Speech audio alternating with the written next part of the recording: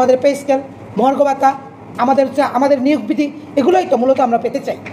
এবং আমি বাংলাদেশ পরিবার পরিকল্পনা অ্যাসোসিয়েশনের আমি নেত্রী, ওখানেও কিন্তু এই দাবি দাবা নিয়েছে। গতকাল আমরা আন্দোলন করেছি এবং আমাদের মধ্যে সচিব কথা দিয়েছেন যে আপনাদের যে দাবি দাবা, আমাদের মারপিট যেভাবে হচ্ছে, যেভাবে আমরা স্লোগান দিয়ে এগিয়ে গিয়েছি, বিভিন্ন জেলা থেকে আমার কলিগবৃন্দ আসছে, তখন বলছে যে আপনাদের দাবি দাবা আমরা 1 মাসের মধ্যে তুলবো। আমি পিছনে দাঁড়িয়ে বলছিলাম, স্যার আমি একমাত্র পারবি, এই কথা আমি শুনতে চাই না।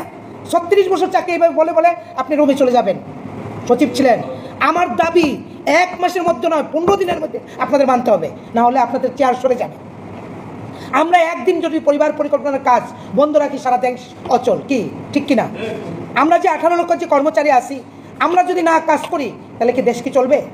তা আপনাদের কাছে একটাই কথা, আরেকটা সংগঠন আছে আমার ঢাকা মাল্টিমিডিয়া, সেখানেও আমি ইনশাল্লাহ ভালো করতে আসছি। এটা বলার উদ্দেশ্য হচ্ছে সারা বাংলাদেশ আমাকে চিনে, আমি যেখানে বলেন সেখানে আমি রাত দিন নেই খাটি এবং আমার কলিগ, আমার বন্ধু বান্ধব নিয়ে আসতে পারি। এটা কি আপনারা করতে পারেন না? আমি মেয়ে যদি সন্তান, সংসার, স্বামী, সংগঠন, 5-7টা, নামাজ, রোজা, সাংস্কৃতিক, নাটক সব কিছু করতে পারি, আপনারা কি 2 মিনিট মাসে বা বছরে বা যেই প্রোগ্রামগুলো আমাদের সংগঠন হয় আসতে পারেন না? কেন আমাদের এই উপস্থিতি? আমরা কি বলবো যদি আমাদের উপস্থিতি না থাকে? আমরা নেতারা সামনে থাকবে, আমরা ভেঙে ফেলবো সব কিছু, একেবারে সেকেন্ডের মধ্যে আমাদের দাবি দাবা পূর্ণ হবে। একটাই সমস্যা, আমরা যে 18 লক্ষ কর্মচারী আছি আমরা কোনো এক হই না। সেই শহীদ মিনারে ডাকছে, ওখানে অন্তপক্ষে ব্লক হওয়ার কথা 10,000, হয়েছে মাত্র 300, তাও সবাই চা খায়, অন্যদিকে চলে যায়। এই কি সমস্যা? আমি মেয়ে হয়ে চা দিতে ঘুরে ঘুরে বলি ভাই বসেন না, একটু উপস্থিতিটা দেখ, ভাই বসেন না, প্লিজ বসেন না, আমি রিকোয়েস্ট করতেছি চা দিতে ঘুরে ঘুরে, কিন্তু কেউ কথা শুনে না। আমরা চাকরি করি, আমার বেয়াদবি ক্ষমা করবেন, এটা কি উচিত? এটা কি উচিত যে আমরা সংগঠনে আসছি, আমাদের দাবি দাবার জন্য আসছি, উপস্থিতির সামনে থাকবে এবং আমরা কথা বলবো, আমাদের লিডাররা যা নাকি আমাদেরকে আমাদেরকে দায়িত্ব দেয় সেটা আমরা পালন করব। কেন আমাদের দাবি দাবা পালন হবে না? কাজে আপনাদের অনুরোধ রইল, আপনারা যারা আসছেন আপনারা সবাই মিলে আসবেন। আমরা শুধু উপস্থিতিটা হলেই, আমরা উপস্থিতি হলেই, আমি 60টা সাংগঠনিক সম্পাদিকাকে, আমি মহিলা সম্পাদিকে ফোন করছি, আমার পারবেন কি সংসার নাই? 7 জনের মধ্যে 1 জনও আসে নাই, শুধু আমি আসছি। বলেন কিভাবে সম্ভব?